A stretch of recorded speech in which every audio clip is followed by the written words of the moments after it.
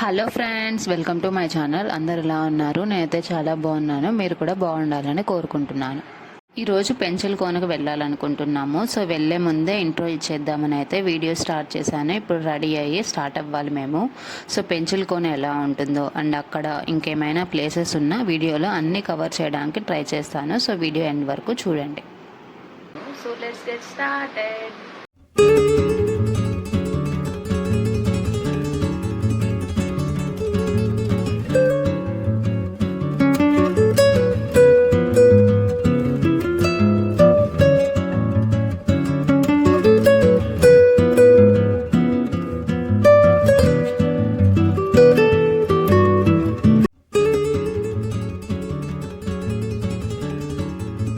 ఈ 3 piece set kurta వచ్చేసి నేను రీసెంట్గా అజియోలో పర్చేస్ చేశాను. రీసెంట్గా షార్ట్ కూడా పోస్ట్ చేశాను. నన్ను ఫస్ట్ నుంచి ఫాలో అయ్యే వాళ్ళైతే చూసే ఉంటారు.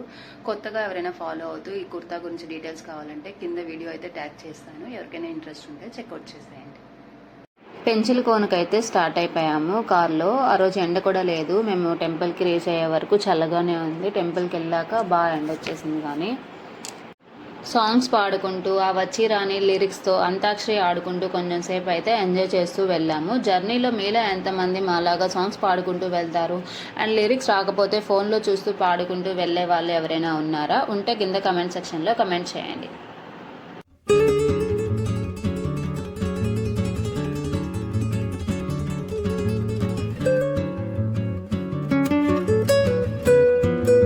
పెంచల్ కోనకి ఇంకా 3 కిలోమీటర్స్ ఉండగానే ఇక్కడ ఇలా ఒక ఆర్చ్ అయితే పెట్టారు.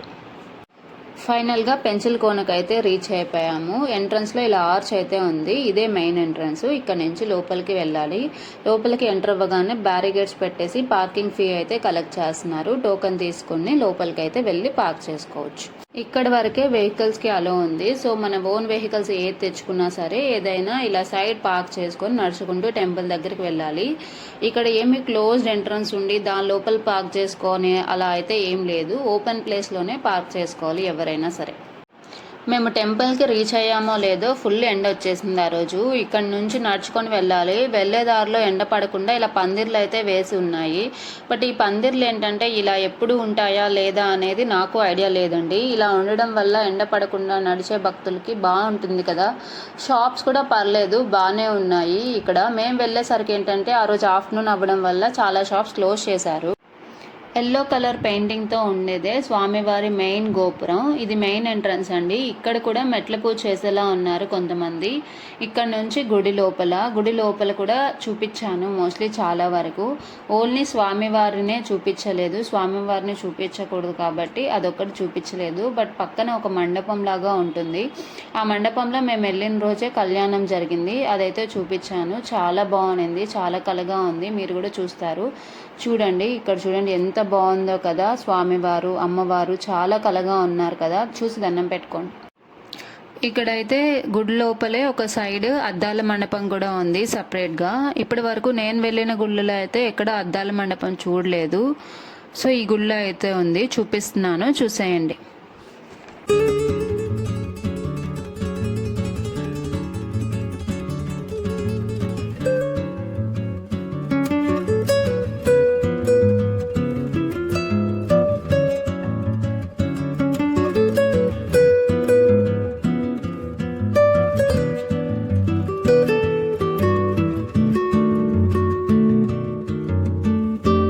స్వామివారిని దర్శనం చేసుకుని అక్కడే బయటకు వచ్చి నడిస్తే ఆపోజిట్లోనే ఆదిలక్ష్మి అమ్మవారి టెంపుల్ కూడా ఉంటుంది. ఆ టెంపుల్ పక్కనే ఇలా ఒక పెద్ద మర్రి చెట్టు కూడా ఉంది. చాలా మంది ఇక్కడ పిల్లల కోసం ఇలా చెట్టుకు ముడుపు కట్టి మొక్కుని వెళ్తారంట. మీకు అర్థమవుతుంది చూస్తే. చెట్టుకు కూడా చాలా ముడుపులే ఉంటాయి. ఆపోజిట్లోనే అమ్మవారికి మొక్కుని చాలా మంది శారీస్ ఇస్తూ ఉంటారు కదా. ఆ శారీస్ అన్ని గుడిలోనే ఉంచారు కదా. అలా వచ్చిన శారీస్ అమ్ముతూ ఉన్నారు. ఇక్కడ కనిపిస్తుంది కదా ఈ చిన్న షాప్, అదే అండి. ఇలా వచ్చిన శారీస్ అన్నీ అమ్మే షాపే. ఇక్కడ పక్కనే పీచు మిఠాయి కూడా అమ్ముతూ కనపడ్డారు. పీచు మిఠాయి అంటే నాకు చాలా ఇష్టం. మీలో కూడా పెద్ద అయినా కూడా పీచు మిఠాయి తినే వాళ్ళు ఉన్నారా? ఉంటే కింద కమెంట్ చేయండి. పక్కనే సపరేట్గా కోనేరు కూడా ఉంది. కొంతమంది మొక్కుని స్నానం చేసి వెళ్ళేలా ఉన్నారు. ఇక్కడైతే ఆంజనేయ స్వామి టెంపుల్ కూడా సపరేట్గా ఉంది. కనిపించేది ఆంజనేయ స్వామి టెంపుల్. పెంచల్కోనలో కరుణామయ ఆశ్రమం కూడా ఉంటుంది. ఇక్కడ మీకు కనిపిస్తుంది కదా, ఇది కరుణామయ ఆశ్రమమే. చాలా ప్రశాంతంగా ఉంది. లోపల కూడా ఇక్కడ 3 అమ్మవారి విగ్రహాలు కూడా ఉంటాయి. ఆశ్రమం లోపలికి ఎంటర్ అయ్యాక చాలా కలగా ఉందండి ఆ అమ్మవారి విగ్రహాలు అయితే. బట్ అక్కడ వీడియో తీయకూడదు కాబట్టి అక్కడైతే తీయలేదు. బట్ బయట అయితే ఆశ్రమం మొత్తం ఎలా ఉంటుంది అనేది చూపించాను, చూసేయండి.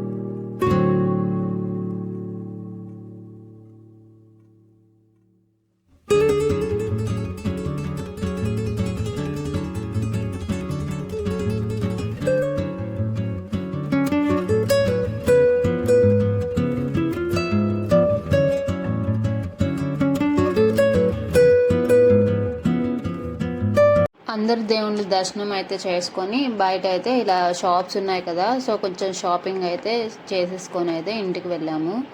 ఎక్కడికి వచ్చినా షాపింగ్ అయితే మ్యాండేటరీ కదా మన అమ్మాయిలకి. ఊరికే అండి జోకింగ్, ఏదో చిన్న చిన్న షాపింగ్ చేసుకుని అయితే వెళ్ళిపోయాము. గుడికి వచ్చాక గాజులు అలా తీసుకుంటాం కదా, అలా తీసుకొని అయితే వెళ్ళాము.